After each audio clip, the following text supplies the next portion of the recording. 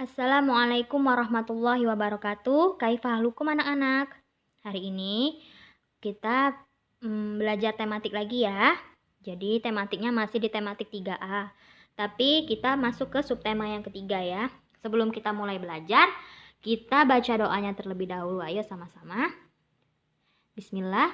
Allahumma inni as'aluka ilman nafi'an wa rizqan thayyiban wa amalan mutaqabbalan. Nah, jadi untuk subtema 3-nya dibuka halaman 81 ya. Halaman 81 di situ ada pertumbuhan hewan. Ya. Sekarang kita lanjut ke halaman 83 ya. Tadi kita sudah belajar tentang pertumbuhan hewan. Nah, di situ coba kalian amati. Ayo mengamati.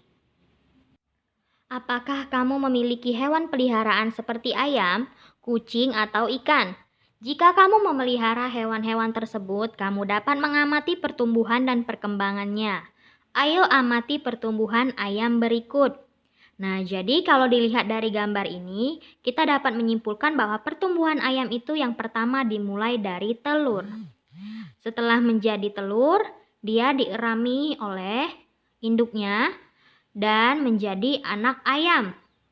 Setelah menjadi anak ayam, dia akan tumbuh menjadi ayam dewasa. Nah, di situ ayam mengalami pertumbuhan dari menetas hingga menjadi dewasa. Dapatkah kamu menjelaskan tahapan pertumbuhan ayam dari gambar di atas? Pasti bisa ya anak-anak ya, karena sudah Ustazah jelaskan tadi. Selanjutnya, ayam adalah salah satu jenis unggas yang banyak dipelihara manusia. Manusia memelihara ayam untuk diambil manfaatnya seperti telur dan dagingnya. Ayam memiliki 2 kaki. Hewan ini bernafas dengan paru-paru. Bagian luar tubuhnya ditutupi oleh bulu. Ayam berkembang biak dengan cara bertelur. Hewan ini mengambil makanan dengan menggunakan paruhnya. Paruh itu mulutnya ya, jadi yang keras yang ada di mulutnya itu dinamakan dengan paruh. Tahapan pertumbuhan ayam dimulai dari telur yang menetas menjadi anak ayam, kemudian tumbuh dan berkembang menjadi dewasa. Anak ayam yang baru menetas tubuhnya kecil dan ringan. Anak ayam belum bisa berdiri tegak. Beberapa waktu kemudian, anak ayam tersebut tumbuh dan dapat berdiri dengan kedua kakinya. Tubuhnya bertambah berat, besar, dan tinggi. Paruhnya yang digunakan untuk mematuk makanannya juga semakin besar. Kita lanjut ke halaman selanjutnya di halaman 84. Setelah menjadi ayam dewasa, terjadi perubahan pada warna bulunya. Saat dewasa, ada perbedaan ciri tubuh antara ayam jantan dan betina. Pada kepala ayam jantan akan tumbuh jengger yang lebih besar dibandingkan ayam betina, dan di bawah paruh akan tumbuh pial. Pada kakinya tumbuh pula taji. Ayam jantan dan betina dewasa pun memiliki tinggi yang berbeda. Ayam jantan memiliki tubuh lebih tinggi dari ayam betina.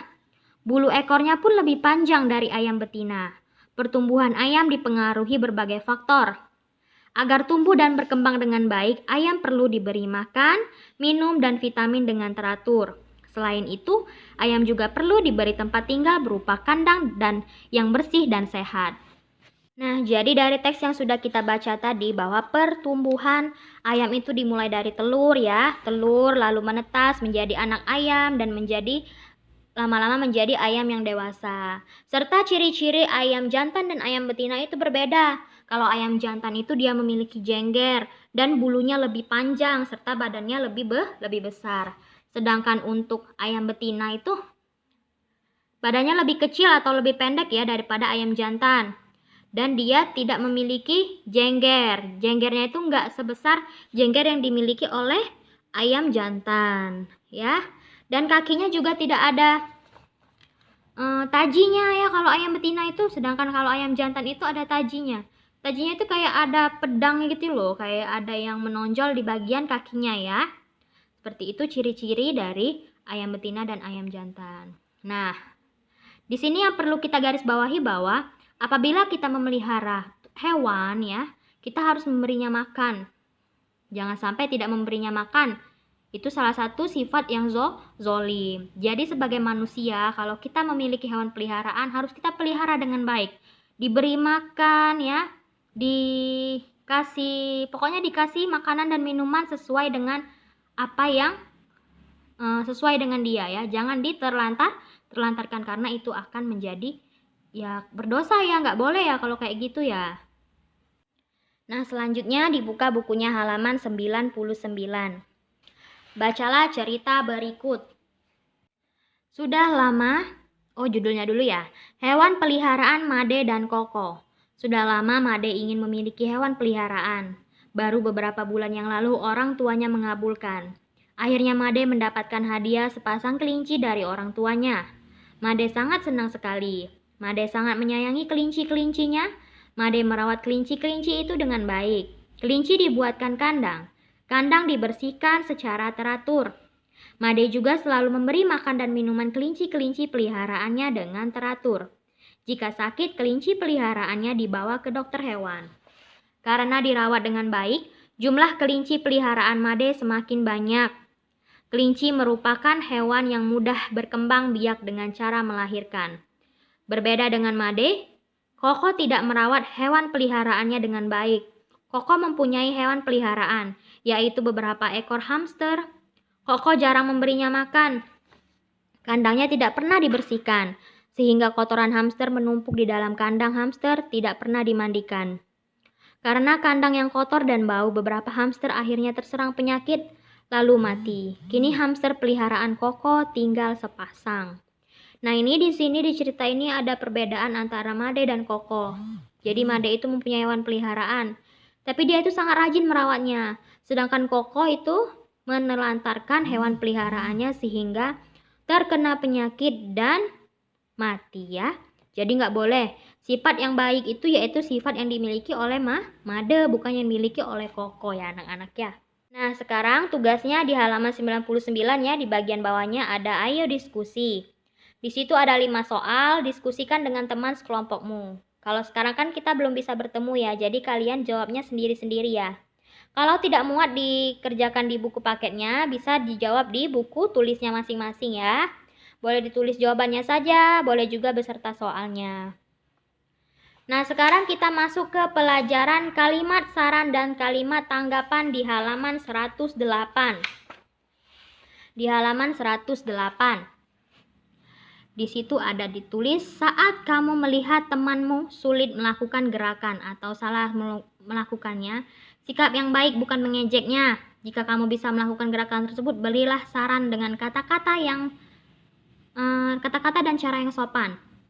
Nah, sikap memberi saran dengan cara ini merupakan pengamalan sila Pancasila kedua, yaitu kemanusiaan yang adil dan beradab. Saran adalah pendapat, usul, anjuran yang dikemukakan untuk pertimbangkan saat memberikan saran. Gunakanlah kata-kata yang sopan seperti sebaiknya, ada baiknya, lebih baik lagi, atau seharusnya.